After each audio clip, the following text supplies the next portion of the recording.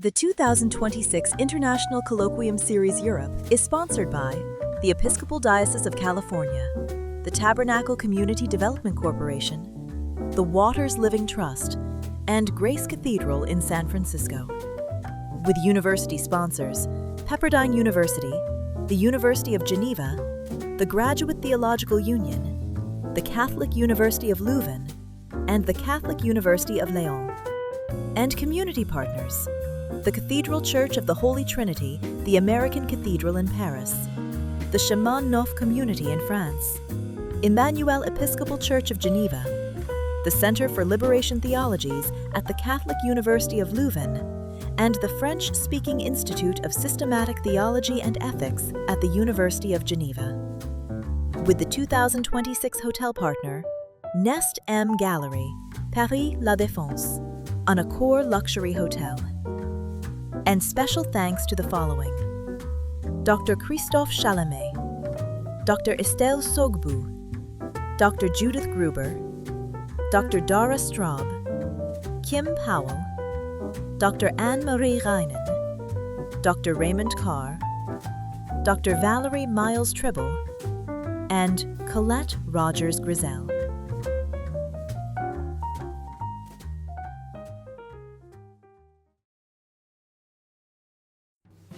The Northern California Dr. Martin Luther King Jr. Community Foundation is dedicated to promoting justice, health, education, and service. Please consider making a donation at NorcalMLKFoundation.org. Every donation makes a difference.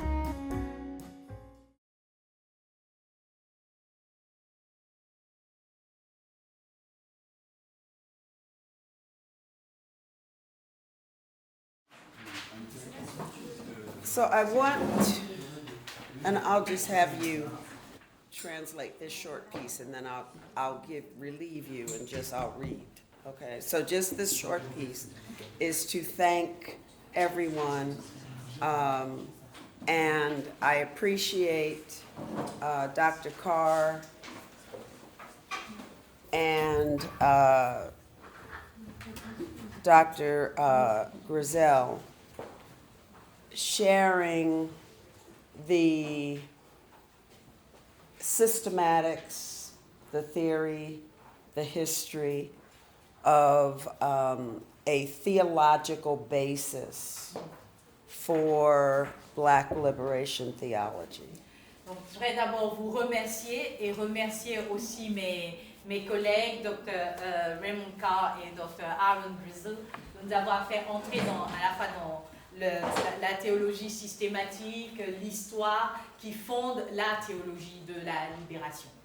In the short time that I have, dans le court temps que j'ai, I want to emphasize praxis j'aimerais mettre l'accent sur la pratique and ethics, et sur l'éthique que nous avons because dans la libération. Parce que you can be expert on peut être des experts in systematics en théologie systématique, if you don't know how to use it mais si on ne sait pas comment l'utiliser and relate it et en rendre compte aussi to your lived et le experiences, mettre en lien avec l'expérience vécue, then it is only theory. donc ça ne restera que de la théorie. So we will talk a little bit about ethics and also the specifics of womanist and feminist thought. Donc on parlera des questions éthiques, mais surtout à partir de la perspective féministe et womaniste. To appreciate, and now I'm reading from the... Donc là, vous avez le texte sous les yeux. Moi, je vais avoir que le PowerPoint. Donc vous suivez, elle lira son texte, mais on reprend bien sur le...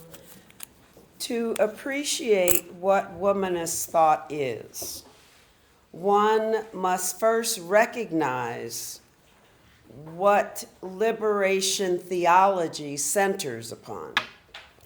Liberation theology centers upon the quest for emancipatory justice, Whether you are considering emancipatory justice in the Latin American context of Father Frere Oscar Romero, the South American context of Father Gustavo Gutierrez, whether the African American context of Reverend Dr. James Cone.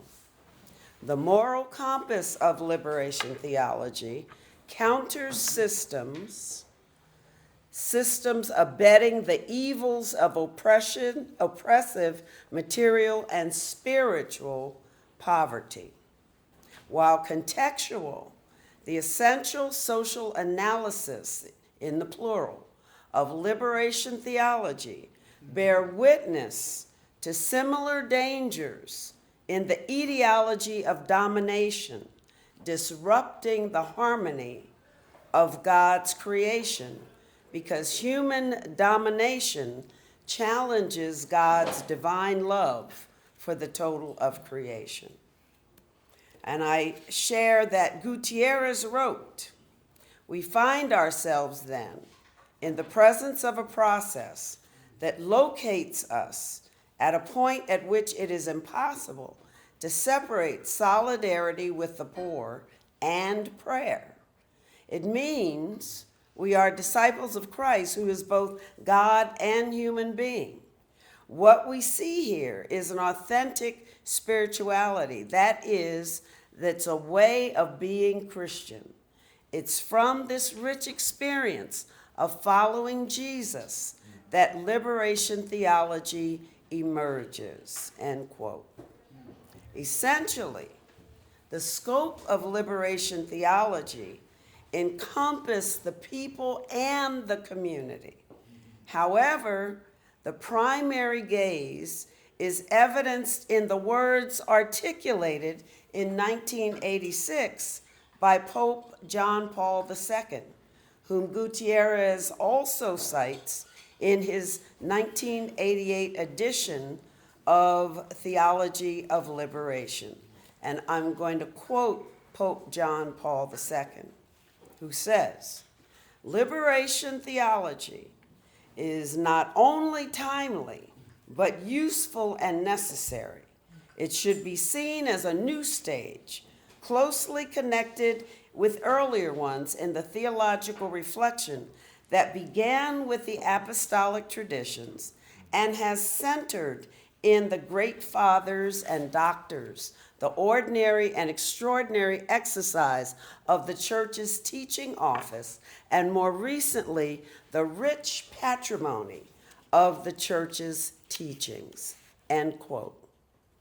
Hence, the gaze of liberation theology has been male-centered at the operative words of rich patrimony that biblically and historically subsume the sensibilities and particularities of women's experiences.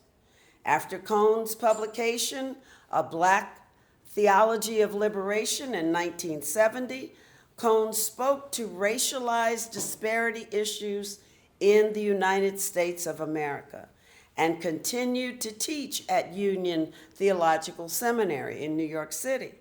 Many of his female students, and Jacqueline Grant as one of his first female advisees, have published testimonies to his growth and evolution of thoughtful language to include perspectives of Black women in the justice causes of Black liberation theology that was not there at first, and he acknowledged it at a time when emergent voices codified the theological and moral perspectives as womanists. Now, in these PowerPoint slides, slide 1 talks about the womanist lens. The womanist lens is theological and ethical approaches. In other words, intersectional theoethics, looking at sexism, racism, and classism. The womanist lens centers lived experiences of Black women and people of color as voices margined by systemic oppression. And the aim of the womanist lens is to deconstruct hegemony. The other aim of the womanist lens is it recognizes the communal responsibility for collaboration, faith, culture, community.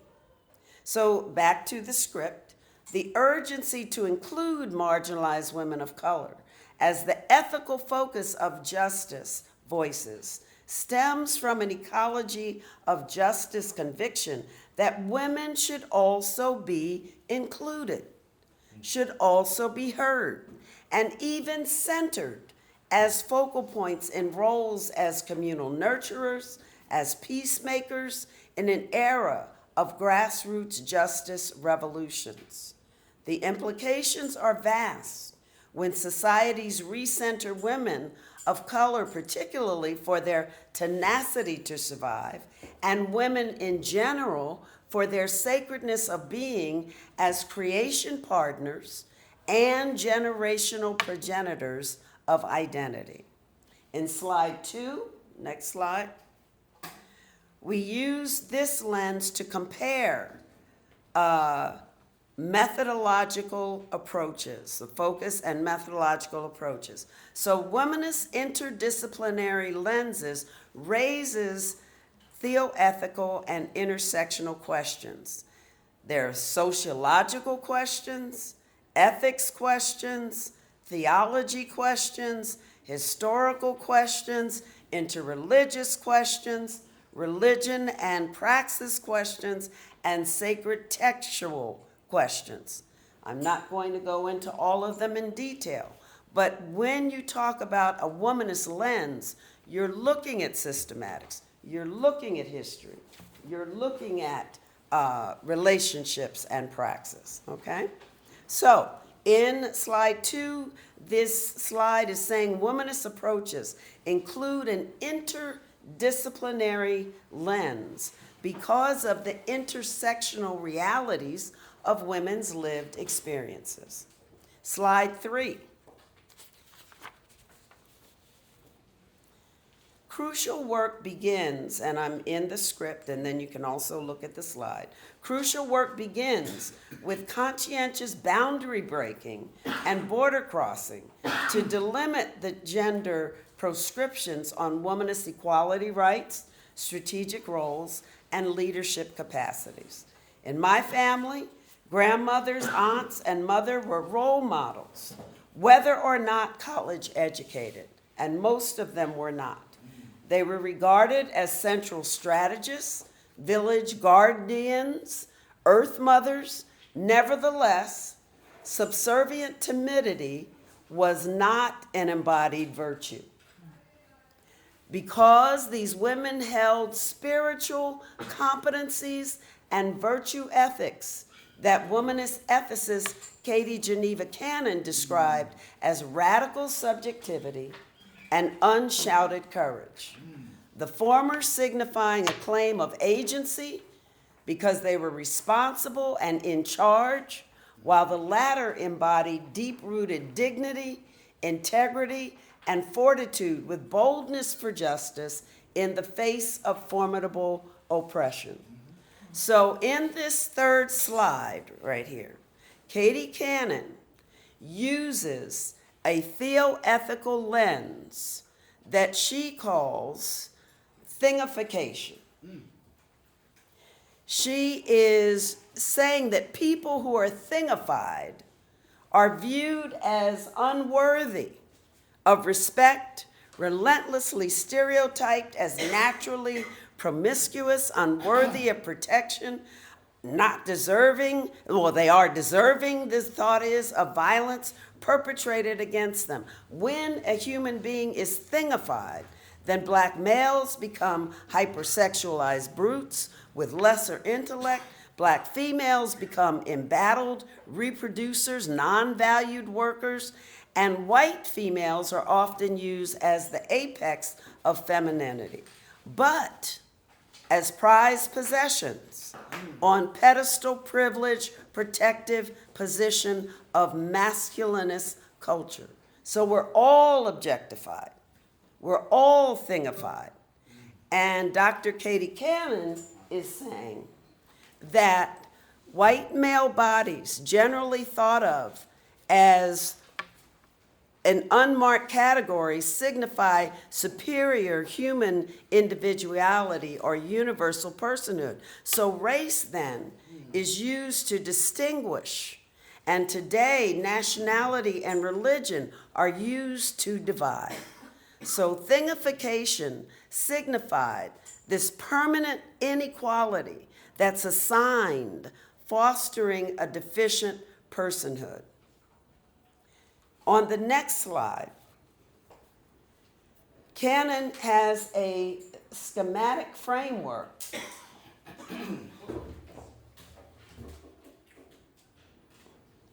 so this is one set of theoethical methods. She has this framework, and I'm going to try to subscribe. It's in her book, 1995, and she, several other womanist scholars in your script, I've given you their names, Melanie Harris, Stacey Floyd Thomas, have used this method, which I'm going to talk about next. This method is first conscientization.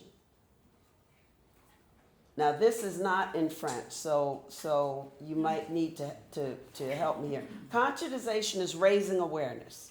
It starts with raised awareness. C'est de attirer l'attention sur la conscientisation. Vous voyez, c'est pas... Part of raised awareness is emancipatory historiography, knowing your history, where you come from. La deuxième étape, c'est de connaître son histoire, d'où est-ce que l'on vient. Because unless you know where you come from, you don't know where you're going. Si tu ne sais pas d'où tu viens, tu ne peux pas savoir où est-ce que tu vas. Et c'est... The next step of the method is then to refer to, study theological resources, our sacred texts, other theologians. Et l'étape suivante, c'est de saisir, de me rassembler ou d'essayer de connaître tout ce qu'on a comme ressources théologiques, donc d'étudier la théologie. From those, you are identifying or norm clarification. What are they saying? What's normative from these resources, and what is normative in your own experience? Donc, à partir de ça, il s'agit de savoir qu'est-ce qui est normatif dans ma propre expérience et qu'est-ce que ces étapes précédentes, principalement les ressources théologiques, posent déjà comme normes pour pouvoir ensuite... Strategic options, particularly if you have found some problematic things so far, you then develop in your methodology what are some options or approaches, critique, and resonance. À partir des questions qui auront émergé dans les différents points, il faudrait établir toute une stratégie ou, si vous voulez, une méthodologie pour pouvoir les aborder. Donc, de commencer à réfléchir quelles sont les options que j'ai pour me confronter à ces questions qui ont déjà émergé des étapes précédentes. Most importantly, as a womanist scholar, we are looking to enunciation and celebration. We're looking to affirm ourselves.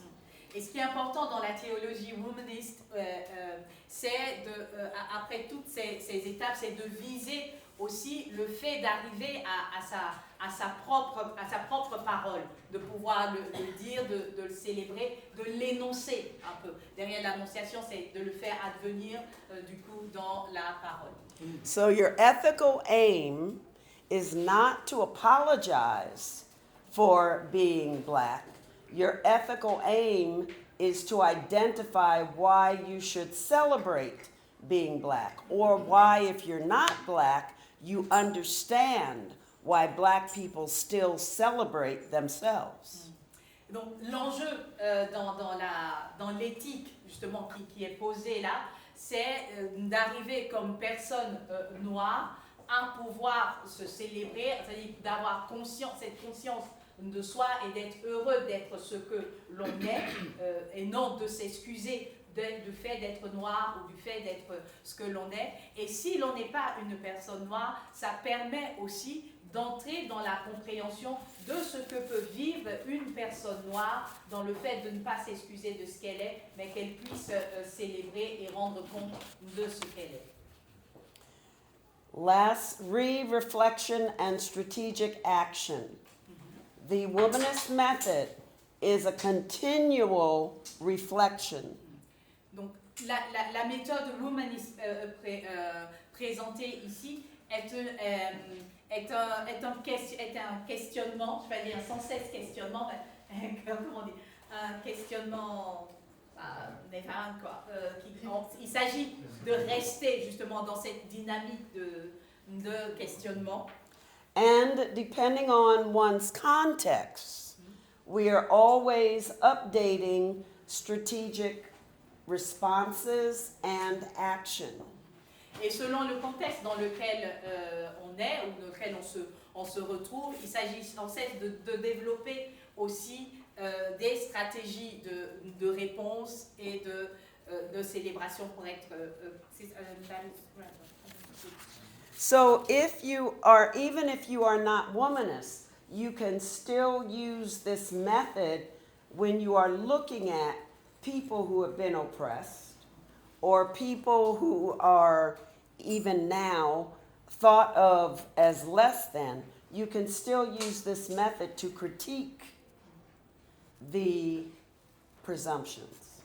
Et cette méthodologie, on peut l'utiliser partout, même si l'on n'est pas théologien ou éthicien ou humaniste. Elle s'adresse à tous. Elle permet justement d'interroger des situations d'oppression ou de personnes qui se retrouvent en difficulté pour pouvoir justement arriver à trouver des réponses lorsque on est confronté à ce genre de situation, pour une action éthique, justement, pour pouvoir agir. So my students continually ask, if I'm not a woman and I'm not black, can I use womanist method? Yes. Donc, la question c'est toujours, si je ne suis pas noire, si je ne suis pas une femme, est-ce que je peux toujours utiliser la méthodologie womaniste? Et la réponse est oui. Ça, vous avez compris. Because it is a way of looking at discrimination and critiquing the systems that perpetuate it. Donc, parce que c'est une méthodologie pour pouvoir analyser les situations de discrimination et de pouvoir aussi agir contre ces discriminations qui ne cessent de se répéter et de se perpétuer. Thank you. The next slide.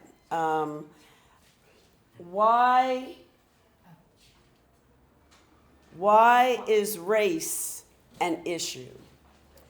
So back to the script that you have. I'm on page 3. Slide. Is that, did I say that right? Okay. Slide, what is womanist identity and theology? My mentor, Reverend Dr. Linda Thomas, published a very insightful description that you can find online in Currents. And I believe at the end of, in the footnotes, I give you resources. She says, womanist theology is critical reflection upon Black women's place in the world that God has created and takes seriously Black women's experiences as human beings who are made in the image of God. The categories of life which Black women deal with daily, that is race, womanhood, political economy, in other words, their worth, are intricately woven into the religious space that African American women occupy.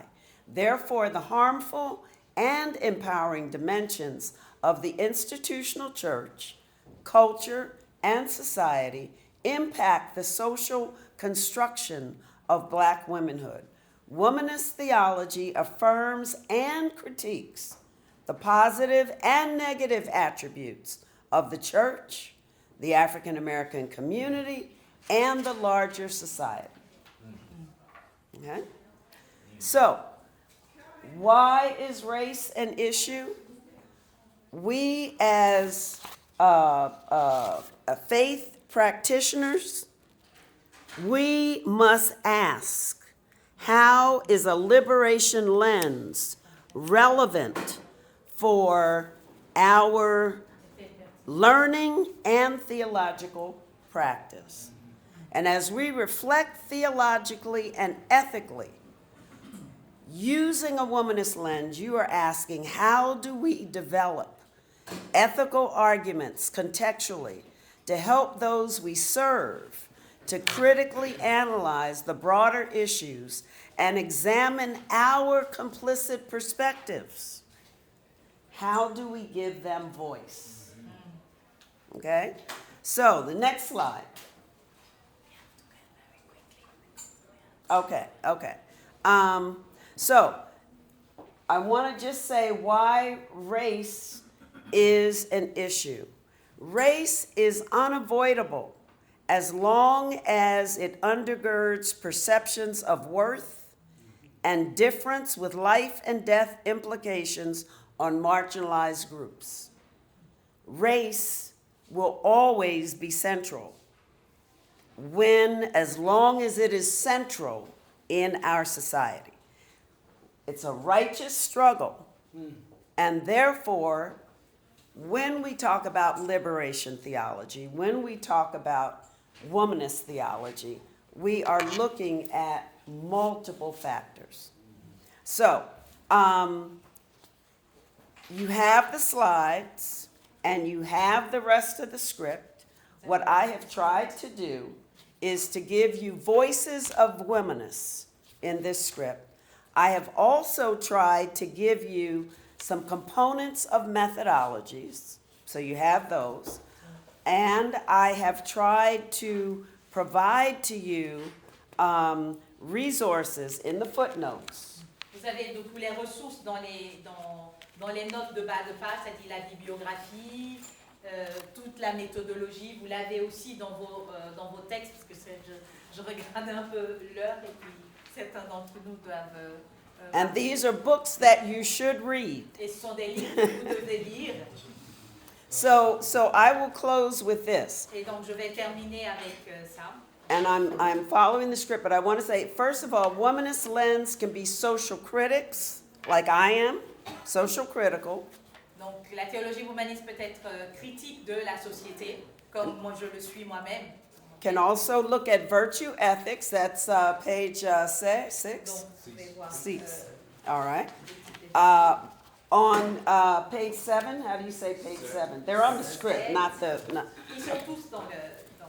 There's also biblical hermeneutics, homiletics, constructing theoethical methods. In other words, any kind of lens you want to use, you will find womanists doing that work. Donc, que ce soit les disciplines, vous trouverez toujours des womanistes qui sont présentes dans ces disciplines-là.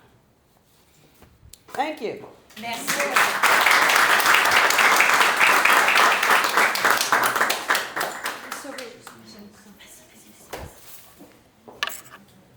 Donc, unfortunately, our time is really short.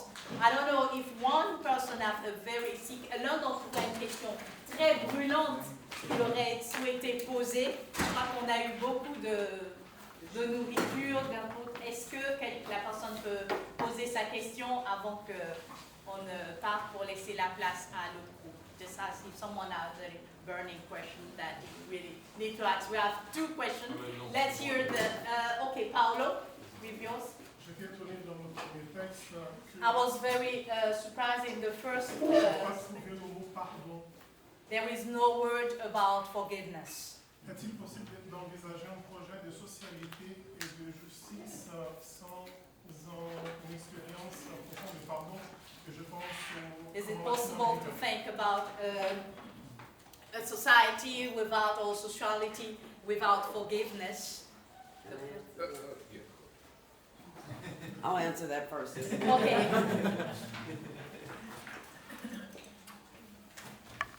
We didn't mention forgiveness On n'a pas mentionné le pardon because for liberation theology, womanist theology, forgiveness is automatically part of our hope. parce que dans la théologie de la libération et les théologies womanistes, le pardon fait partie de notre espérance. That forgiveness includes forgiving ourselves, L'expérience de pardon signifie se pardonner soi-même, forgiving the systems and structures that we have to survive in every day, de pardonner aussi au système, à la structure à laquelle nous avons dans laquelle nous devons survivre sans cesse, and forgiving the way we've been taught about God because we know God is different than the oppressor's God. et surtout aussi de pardonner à la manière dont nous avons entendu parler de Dieu, parce que nous savons que Dieu est différent du Dieu dont nous avons entendu parler par l'oppresseur. So to survive, Et pour survivre, forgiveness is always il faut toujours être dans un état de pardon. C'est tout le temps le pardon pour pouvoir survivre. a part of our life. That does C'est not une mean that we partie forget. de notre vie. Mais ça ne veut pas dire qu'on a oublié. Thank you, Valerie. Thank you so much for your time and your presence here, you three, and all the input that we have received from you. So on behalf of all my students and all the people here. So one round applause for them.